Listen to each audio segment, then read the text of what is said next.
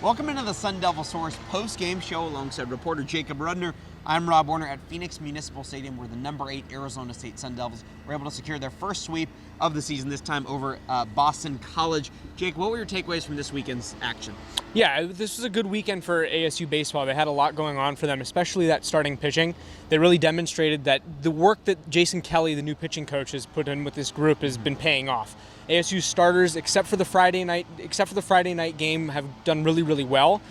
Boyd Vanderkoy did a good job out of the bullpen. He is a starting pitcher, but made that one relief appearance for 7 strong innings. I would say that was a big takeaway for them this weekend. And then moving back toward last Tuesday night, they lost a tough game to number 24 Oklahoma State. What did you take in that game? That game was a very good pitching performance early on out of Eric Tolman, but the Sun Devil bats really couldn't do much to support him. Well, that's what I was going to say. It was a lot of contrast in that game between what they did this weekend. There was really no hitting with runners on base on Tuesday, whereas this weekend they did a really good job with runners on, pushing those guys across and scoring runs. So I would say that the biggest takeaway on Tuesday was probably just the lack of offensive production. And we've already been reporting it, Jacob. You've written several stories about the catching depth, but it took another hit this weekend with Sam Ferry.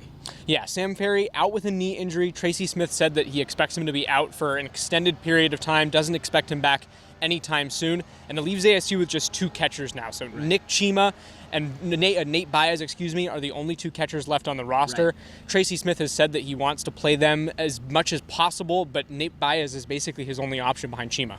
And Baez played second base today. Looked pretty good out there. Some other takeaways from today. Trevor Halver did a really nice job protecting Spencer Torkelson. We talked about it during the game, but his ability to get on base via walk really helped him out. And then he saw a few pitches, hit a home run, in the 6th inning. And I think those 2 hitters together are really going to have to be very important for this Sun Devil lineup, especially as the bottom half of the order hasn't looked to do a lot yet. Yeah, well, you said it. The top of the order is going to be extremely important for ASU. That's Alika Williams, Trevor Halver, Spencer Torkelson, and Gage Workman. As soon as they start to figure it out and they get into a rhythm, that's when ASU will start to find that offensive consistency that I think Tracy Smith is really looking for. And he mentioned that in his post-game press conference, just how he doesn't feel like ASU's offense is totally there yet. But we did see on Sunday versus Boston College that Trevor Halver does have the ability to get back in there, to get right with his swing, and when he does, it makes ASU's lineup much more dangerous because teams will have to pitch to Spencer Torkelson. So number 8 ASU takes care of business this weekend, finishes the week 3-1.